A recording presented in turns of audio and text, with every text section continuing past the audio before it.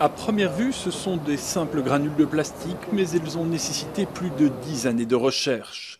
C'est dans cette armoire que se trouve un des trésors de l'entreprise dont la formule de fabrication est jalousement gardée. Alors ça, c'est de l'or noir.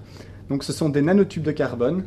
Donc ça se présente, comme vous le voyez, sous la forme d'une poudre noire.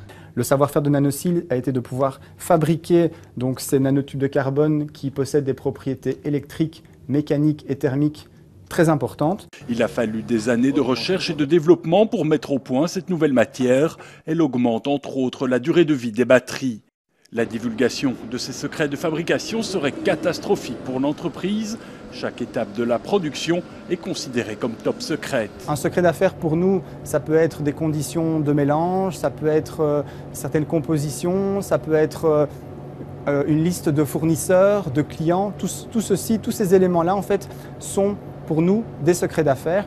Et donc, clairement, si jamais un tiers devait s'approprier ces informations de façon illicite, il y aura un préjudice très important. Le Parlement européen a décidé de protéger à l'échelle de l'Union ces secrets. Il faut dire que dans certains pays, leur définition juridique n'était tout simplement pas définie. L'idée, c'était d'avoir un cadre juridique européen commun, un socle juridique européen commun en matière de définition et de protection. D'ici 2018, tous les secrets d'affaires seront protégés juridiquement dans les 28 pays de l'Union.